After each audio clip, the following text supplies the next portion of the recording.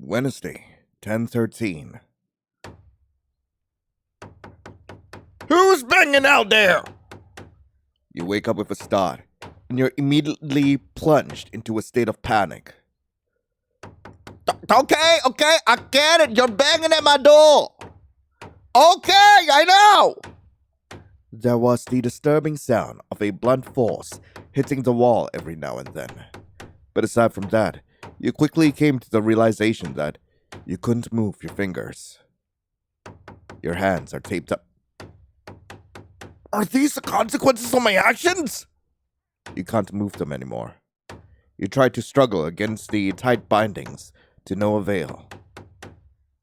Okay, I get it. You want me out there. I know! Oh my god! You flinch at the sound of harsh banging coming from the hallway. You struggle to sit up, the sticky bits of the messy tape job catching on the fabric as you slid your feet off to the side of the bed. There was a brief pause in the banging as the shuffle of your feet on the floor of your bedroom before a rush of footsteps approached your door. You instinctively take a step backwards. You palm helplessly at the round doorknob, unable to use your dexterity to open the door. He slams the door open, bursting in with a hammer in hand and a wild look in his eyes. Good morning, Lion. You step backwards further.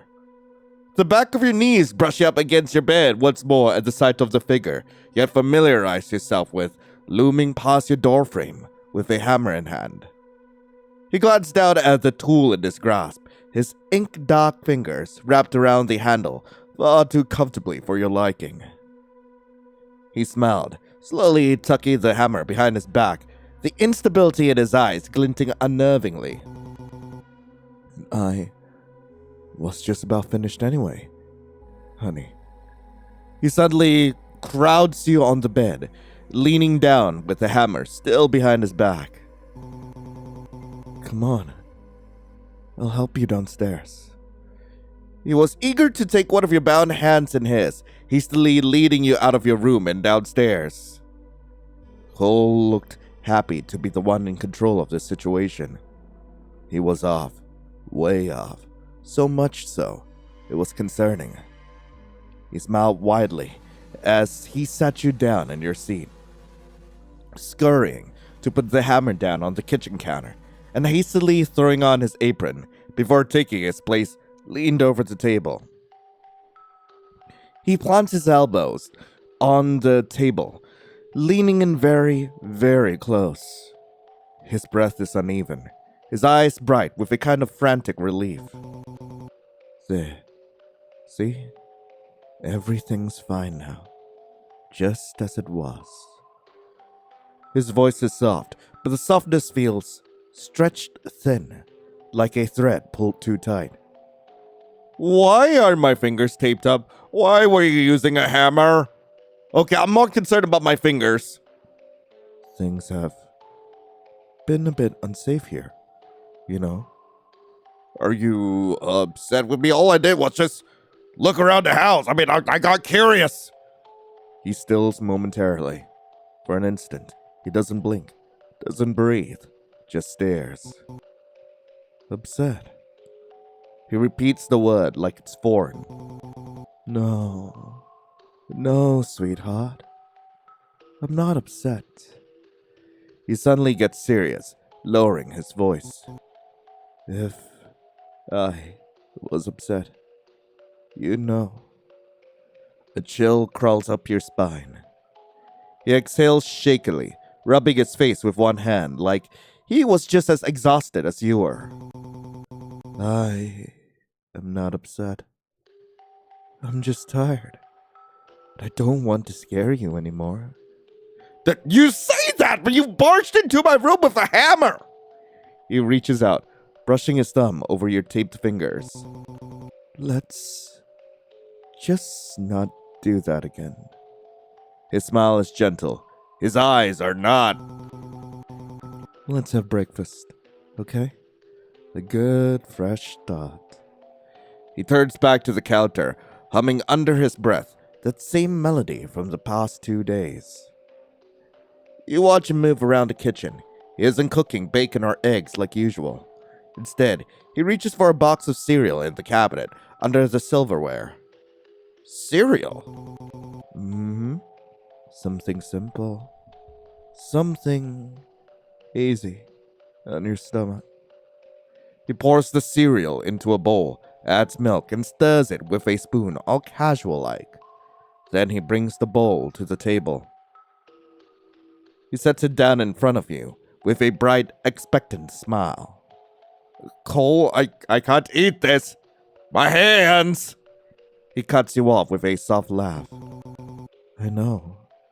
That's why I made something I can feed you. You tense up. Do you expect me to eat this like a dog? He'd even taken the freedom to feed yourself from you. You had completely shattered his trust. Now everything was under his control again. What did I do? He scoops up a spoonful of cereal, holding it up with a tenderness that feels horribly out of place as he held the spoon to your mouth. Open up, sweetheart. Why cereal? You never make cereal. His eyes narrowed a bit. Question time is over, honey. He nudges the spoon towards your mouth again. Eat. You hesitate, then open your mouth. He beams. Good. Good job. He feeds you slowly, spoonful by spoonful, watching your face with an intensity that makes your skin prickle. His eyes follow every swallow, tracing the curve of your throat as he continued to smile approvingly. See? This is nice. Just us. No running around. No secrets. Cole. Shh. Eat first. Talk after. He scoops another spoonful, bringing it to your lips. You can't tell if he's trying to comfort you or keep you quiet. He scoops another spoonful, but his hand trembles. Just barely. You almost miss it. I keep eating. You open your mouth, accepting the next bite. Actually, is there a secret thing I could click on? Because that is a thing that could happen. There's not. I keep eating. You open your mouth, accepting the next bite. I know. This is scary. You're being very brave. He sets the bowl aside once the cereal he had poured was gone, brushing your hair with gentle fingers. You know, I love you, right? I will always take care of you. Cole cleared the table with a giddy feeling about him. He set the bowl and spoon in the sink. Clearly he was delighted, even as he spoke. Also, please, don't try to undo the tape.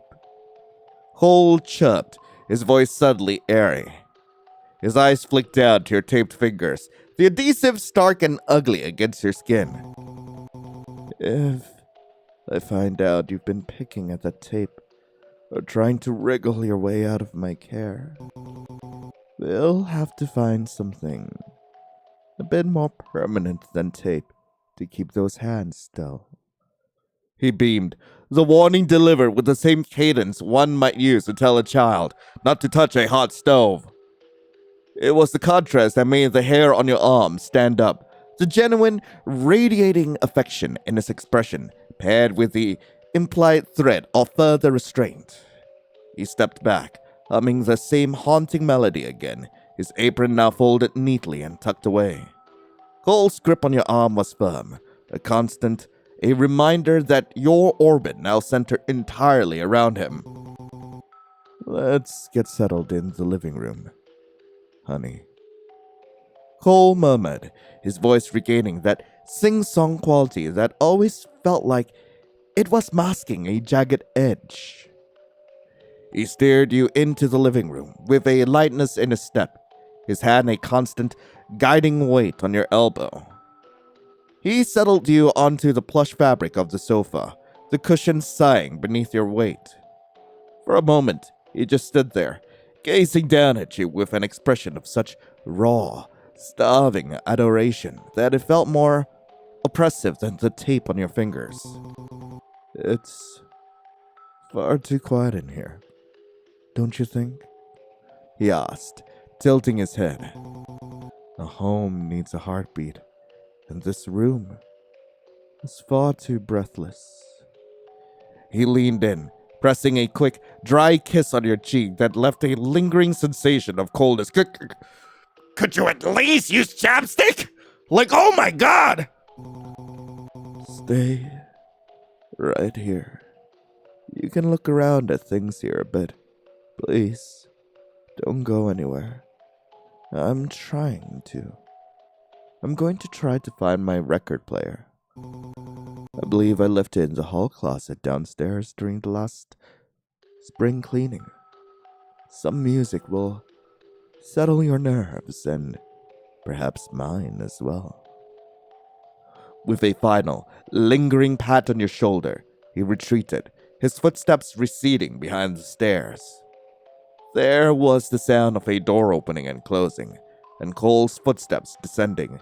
You didn't know there was a basement. Without his constant presence, the living room felt less like a sanctuary and more like a well-decorated waiting room for something inevitable. You shifted your gaze, scanning the room from the safety of the sofa. The coffee table sat within arm's reach, bearing a small, precarious stack of Polaroids. I'm guessing the Polaroids of me. They were haphazardly piled, the white borders yellowing at the edges, capturing frozen slivers of a life you couldn't recall, and you weren't around for. A few feet to your right, 2 frames rested there, though they offered no comfort. One lay face down, as if the memory within had been deemed too painful to behold. Beside it sat a neat family photo.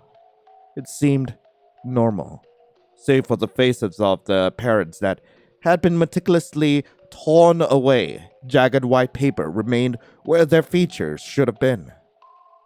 What are you most curious about? Polaroids! The Polaroids! Oh. Each photo is years apart, but all seem to be from the same camera. Got it. Do I click on this thing? God, I wasn't done! Fuck! Okay, right. Oh, what the fuck? Is that Cole? What the hell? Oh, I guess these are pictures of Cole, I guess. Neat. So Cole has always just been like, these guys seem friendly. Okay.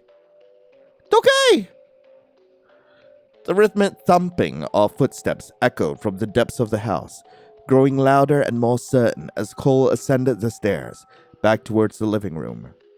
He cradled a modest vintage record player against his chest like a prized infant, a few vinyl sleeves tucked carefully under his arm.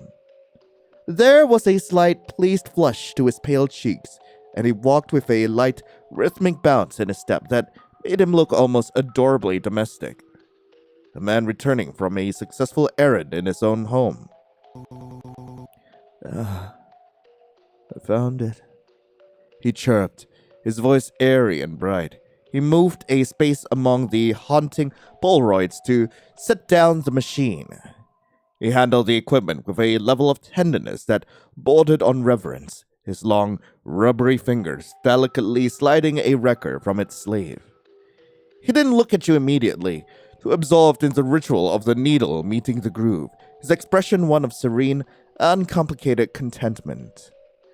As the first notes of a slow, melancholic piano piece drifted into the room, Cole finally looked up.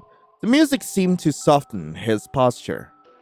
The silence of the house was gone, replaced by a soft melody that you quickly recognized to be the song he often hummed under his breath. Though the music felt less like a comfort and more like curtains being drawn over the exits. Better, isn't it? His voice is barely a whisper over the piano. The atmosphere is everything. Lion. It transforms the house into a sanctuary. He stepped closer, the distance between you closing slowly. He didn't touch you this time, but the way he lingered just outside your personal space felt like a claim. You look so thoughtful. What's on your mind, my love? Can you tell me about these photos? How old are these photos? Tell me about those photos. I can try. He looks at the scattered Polaroids again, eyes tracing each one like they're pieces of a puzzle only he understands. They're snapshots of different times in my life. He taps one with his knuckle. Some of these were taken before I met you. Way before. He smiles faintly as he glances at a photo of him, Zeke, and Phoebe. All of these are very special to me. I suppose I wanted to look at them again. How old are they? Pretty old. He says it with a strange softness. Some are from when I was barely 6 years old. Some are from my high school years. He picks up one of the older ones, the one where he looks innocent and curious with makeup smudged all over his face. This one was taken before my parents really started to drift away from me. I just found one of my father's old cameras, and I was really excited. I was always different, even as a little kid. He doesn't say what changed, just that things did. Cole lets out a slow breath, grounding himself. Thank you for spending time with me. You spent a few more moments together, quietly existing with each other as Cole switched out the record a few more times.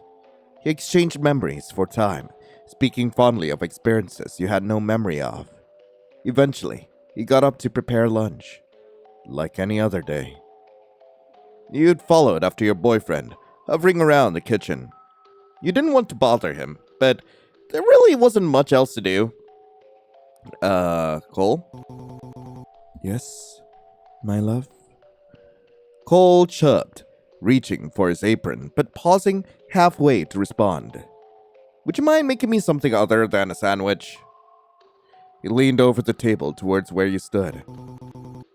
You don't like it? I don't know. I could use something different every now and then. You shrugged. Cole's face was hard to read for a moment, before he smiled widely. I'd love to.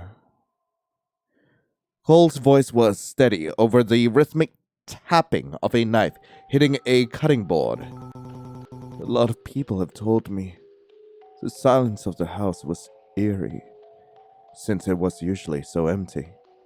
But I find it clarifying. The scent of toasted sourdough and melted cheese began to drift through the air. It was a domestic smell, something that belonged in a cozy cottage, not in a place where the doors were padlocked and windows were boarded up. You watched him through the doorway, his movements fluid and precise, the pink apron he wore contrasting sharply with the intensity of his focused gaze. Lunch is almost ready, he added, his tone shifting into that warm, honeyed cadence that always made you forget, for a split second, that you were a prisoner of his affection. He plated the grilled cheese with precision, cutting the sandwich into 2 perfect triangles. He sets a bowl of tomato soup beside it. As you sat down at the small wooden table, the silence he'd praised felt heavier than usual. He slid the plate towards you, the golden brown crust of the sandwich glistening under the kitchen light. Pretty plating, eh? You poked at the sandwich, the cheese stretching in a satisfying, gooey string. I just don't like the thought of me poking it with the hair tape. I don't like that thought. Yeah, I was just thinking you're very precise. Even with the food, everything seems so symmetrical. Cole lets out a soft, humming laugh, leaning his chin on his hand as he watched you take your first bite. How? Precision is a form of love, don't you think? To care for the smallest detail is to care for the whole. Plus, I used to be a chef. How am I eating the sandwich? How? My hands are still taped up. Am I just going to town with my whole face on the plate? Is that what's going on? The conversation drifted, circling around the mundane. Cole was in a particularly good mood, his topics light and his voice airy. What kind of cheese is this? You had asked between bites. It was decadent, salty but not too salty. It's cheddar and Gruyere. Cole responded easily. The last in my fridge, actually. I don't typically buy cheese that much anymore. Gruyere? Gruyere. That's what I said! He leaned into the playful banter that almost masked all the things tucked away. It was easy to lose yourself in the warmth of the room. The feeling of being cherished by someone who noticed every minor detail about you. However, as the meal wound down, the air shifted. Cole didn't move to clear the plates. Instead, he stayed leaned in, his eyes scanning your face with an intensity that felt less like affection and more like an audit. He was searching for something, a flicker of recognition, a sign of a returning memory, or perhaps just a sign that you were still under his spell. He smiled warmly as he cleared the table. If you want some time to yourself, now's the time, my love. You nodded, your gaze trailing to the corner Cole had disappeared past to get his record player. You were curious about the basement. Cole called out over his shoulder before you could go. Oh, would you like something different for dinner as well? Yeah, that sounds real nice. I have to navigate with my taped up hands. He hummed out an acknowledgement, finalizing your conversation. He glanced back at Cole, who was humming softly to himself as he washed the plate and bowl. You drifted further into the hallway past the living room and the stairs back up, your fingertips trailing along the blonde wallpaper. That was when you saw it, a narrow door, tucked behind a shadowed corner. Unlike the other doors, it wasn't boarded up or even locked up. It was simply closed, with a handle that felt ice cold against your palm. You wrapped your ear to the wood. There was no sound, but there was a draft. A thin, sharp current of air that smelled of damp concrete and something rottenly metallic, like old, rusting pennies. It was perhaps the only place in the house that didn't smell of Cole's pervasive warmth. The door pulled away easily and without noise. You flicked on the light switch next to the door, revealing a steep set of wooden stairs that plunged downwards into a yawning, void darkness. Your heart drums a frantic rhythm against your ribs. After another moment of doubt, you flicked the light off and slowly closed the door. Ah, hell nah! You were curious, but not that curious. As you turn around to head back to the living room, you jump a little out of your skin at the sight of Cole leering down the hallway with a record player tucked neatly under his arm. His expression is scared, but also relieved. A moment of silence passed between you two. There's nothing down there, Cole said monotonously. I believe you. I don't want to know what's in your basement, Cole. Just junk that cluttered space up here that I didn't have room for. I get it. You're kind of over-explaining yourself at this point, and it's making me think that there is something down there. Knowing him, he was definitely lying. But at the same time, you weren't too sure if he wanted to find out his truth. You don't have to be so careful around me, honey. You say that! We opened the episode with you tying up my hands! Cole murmured, his voice regaining terms of tenderness as he stepped closer. You can be curious. You can even be suspicious. I've always loved that spark in you. The way you refuse to accept the world as it's handed to you. He reached out to brush the strands of hair from your forehead. What about the strands of hair around my hands? For a moment, the tension from the basement door dissipated, replaced by that suffocatingly sweet domesticity. He shrugged towards the living room, signaling that that's where you should be, away from here.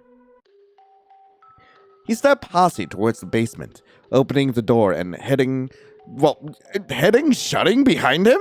A telltale click informing you that he'd locked it behind him. The afternoon stretched into a slow, syrupy blur.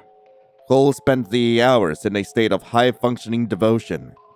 He didn't hover, but he was always there.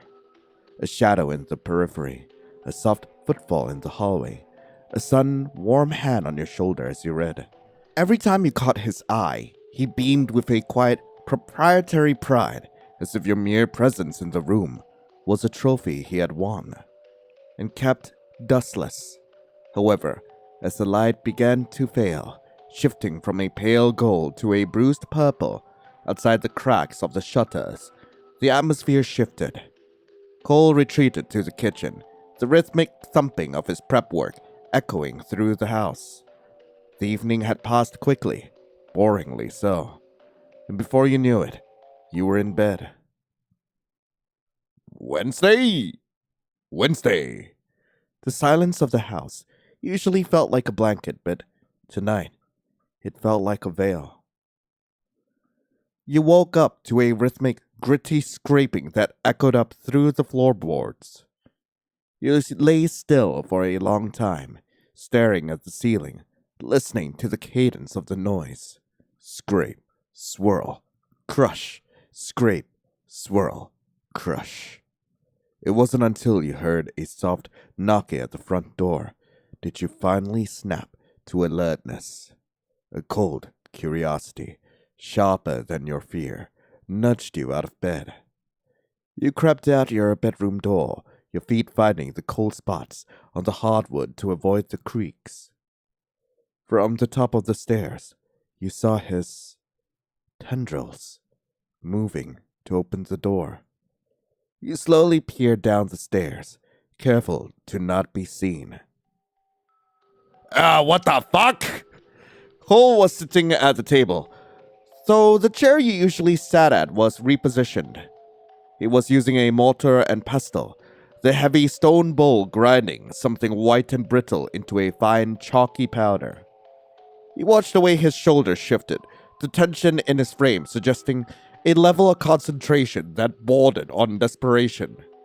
When the door unlocked, another person opened the front door from the other side. Where were you? You're late. Your eyes widened at the sight of a familiarly unfamiliar man entering the house. A tall, dark-skinned man with long, blonde wigs holding a paper bag of what looked to be groceries. Hey, sorry. His voice was lower than Cole's, but with a consistent, exhausted tone. Got held up at work. He set the bag down on the table next to Cole, beginning to quietly unload the items. This week has been so difficult. Cole murmured, going back to quietly crushing the pills. Lion is upset with me. I keep messing up. The man moves around the kitchen with as much precision as Cole does, tucking a loaf of bread in a cabinet, placing a fresh carton of eggs in the refrigerator. Cole continues to catch up in detail of the events of the past few days, expressing his feelings and thoughts on things that he had kept secret in front of you. What really caught your eye was a newly filled bottle of pills he slowly pulled out at the end. The same ones Cole was crushing. What did those pills do? Was Cole feeding you them? I was just thinking that everything is going to end really soon. Cole murmured, indicating the last of his thoughts. Doesn't this feel like a rising action? Until the big thing happens that decides how the rest of our lives play out. The other man just nods his head. It was clear he wasn't a very talkative guy. What you hadn't seen coming was the small white handkerchief he pulled out of his pocket, along with a small bottle of something clear. He poured some out onto the cloth, slowly walking behind Cole's line of sight as he continued to murmur quietly to himself. I'm sure you're right. He hummed before pressing the cloth to Cole's mouth and nose. He squeaked with surprise, struggling for just a moment before immediately slumping forward. His floating strands of hair slowly began to droop and fall, though some stayed connected to the ceiling. The other man sighed quietly, tossing the cloth into the sink and looking down at his passed-out friend. What really shocked you was when he began speaking again. I didn't mean for you to see that. I was planning on waking you up myself, but I guess this is fine too. He turned around to look directly at where you were sitting on the stairs. Come on, let's talk. Your heart hammered against your ribs. For a long moment, you didn't move, your grip tightening on the banister as you stared at the man who had just completely knocked out the guy keeping you in his house. The shock of seeing Cole, usually so poised, slumped over the table like a broken doll was jarring. But it was the man's gaze that anchored you. His eyes weren't harsh like Cole's, but tired, weighted with a weirdness that felt relatable. Slowly, you descended the stairs. As you entered the kitchen, the sharp chemical scent of the chloroform still lingered in the air. You stopped a few feet away from him, your eyes darting from the unconscious form of Cole to the man who had just played the role of the infiltrator. I'm Zeke, he said, his voice a calm rumble that didn't match his actions. He didn't move towards you, and he didn't look like he really wanted to. Cole's a old friend. He gestured vaguely towards the passed-out figure of Cole. Sorry about the dramatics. He doesn't like hearing things he doesn't want to, and he's real stubborn. You looked at the knocked-over mortar and pestle, the white powder still clinging to the stone, and then back to the pill bottles. The realization that your daily recovery was probably a curated chemical haze hits you like an epiphany. You turned back to Zeke, who was already nodding slowly, like he knew you had put the pieces together. I'm not actually sick, am I? He slowly shook his head. No. He's feeding me pills to have me forget things, isn't he? He slowly nods again, his lips pressed into a tight line. He glanced at Cole, his expression softening into something like pity as he rubbed the back of his neck. He thinks he's saving you, in his own twisted way. But the truth is, he's just terrified of you running away from him when you remember everything he's done. Which you absolutely should. He's as irredeemable gets. But that's why I'm here. You blinked. Huh? I'm getting you out of here. But we can't do it now. There's still some things I have to do. You whip around at Cole, still very much unconscious at the kitchen table, and back at Zeke with a dumbfounded look. Okay, I am so sorry to tell you this, but I think you're going to die before that happens. I just have a distinct feeling. Unless, of course, there is an ending where we can actually survive this somehow. Like, I just have a distinct feeling, Zeke. Why not now? It's a long story. Zeke sighed, walking towards the table once more. But I suppose we do have all night. He stared at Cole's body with an unsure expression. He slowly dug his hand into Cole's pocket, pulling out a key. He hesitated for a moment before leaning down to hoist up his friend under his arm like an animal. He looked stupid. They both did. He stared blankly at you with no words. You didn't know what exactly it was he was waiting for. You squint your eyes a little, making a face. He shifts Cole around, grunting softly as he slings him over his shoulder, like a sack of potatoes instead. Wow. He stares at you again, as if sadly asking if this was better. You make an incredulous expression, shrugging your shoulders. He shrugged his own, turning towards the stairs with Cole slung heavily on his arms. Zeke navigated the stairs with a rhythmic, heavy thud after flicking on the lights. Cole's limp body bouncing slightly against his shoulder with every step. It was a surreal image. The domestic terror of the house reduced to a piece of luggage being hauled upstairs. You follow close behind, your curiosity overriding the lingering fear. Your footsteps light and hurried as you tried to keep pace with the taller man. As Zeke fumbled with the key and padlock with one hand, you tried to slip past Zeke to see inside his room, but a surprisingly firm arm suddenly barred your path. It wasn't a shove, just a firm, steady boundary that halted your momentum. Wait here, please. Zeke's voice was barely a vibration. You watched from the hallway, listening to the muffled sounds of Cole being dropped onto a mattress. A moment later, the door clicked shut, and Zeke reappeared, leaning his back against the wall and crossing his arms over his chest. The dim hallway light cast deep shadows across his face, making him look like someone who had spent far too many nights dealing with things that shouldn't exist. All right, Zeke said, his gaze scanning your face. You've got 1,000 questions. I can see them spinning in your head. Start with the big one. Why are you in my house? Where's Phoebe? Who are you really? What do the pills do? Why are you in the house? Zeke let out a dry, huffing sound that might have been a laugh if it weren't so devoid of humor. Technically, this isn't your house, he corrected softly. It's just the place where Cole decided you'd be safest. Which, as you probably noticed by the medication and locked doors, is his way of saying, where I can keep you under my thumb. You said you were friends. If you're friends, why are you knocking him out and sneaking around? Zeke's gaze drifted towards the closed bedroom door. We were. A long time ago. Before Cole decided that love meant this. He doesn't see people as people anymore. He doesn't just want your affection, Lion. He wanted your autonomy.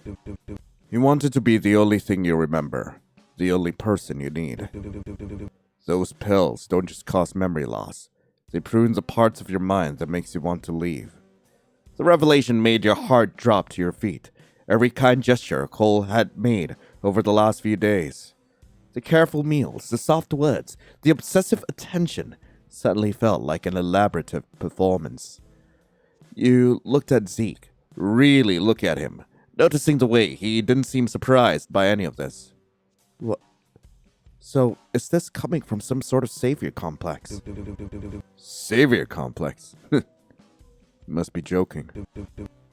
It's a place of concern, Bird. Where's Phoebe? Cole mentioned Phoebe. You asked, your voice trembling. The photo. Cole said we were all friends once. Where is she? If you're here to get me out, is she already gone? Zeke's gaze dropped to the floor. The exhaustion in his eyes looked like grief. He didn't answer immediately, the silence stretching until the distant hum of the refrigerator downstairs sounded like a scream. Phoebe was the first to realize that Cole's devotion was actually hunger. She's dead, was all he said. Who are you? Zeke shifted his weight, his shoulder leaning harder into the wall, as if the physical pressure helped him hold back the words. You coward. I'm someone who waited too late to finally do something. He looked at you with a strange sort of warmth. Look, I'm gonna be honest. I know you know more than Cole thinks you do. I've been weaning you off the medication by emptying half the bottles and filling them back up with duds. The air in the hallway seemed to thin. Every time you had felt a flicker of clarity, every time the fog had lifted just enough to make you question the locks on the doors, that had been him. I know you're probably really confused, and I'm sorry. I'm doing this for you and for Cole. This This obsession he has with you is ruining you both. Eventually, you'd overdose on the pills and he'd die of starvation. He can't sustain himself on the energy of a dying mind for long. I care about you too much to let that happen, okay? You nodded after a moment, slowly digesting the words. Any day now, Cole won't be able to keep up that form for much longer. It's been slipping out of control more and more every day. And if he doesn't eat... Zeke trailed off, his voice dropping to a whisper. Bottom line is, I don't want that to happen. I don't know how you feel about any of this, but I'm being selfish here. Can't help myself. You just need to trust me. What do the pills do? Zeke let out a long, slow breath. They're a sort of eraser. They target the short-term memories and the emotional triggers that keep you grounded in who you are. Why would he do that? Why would he want me to forget everything?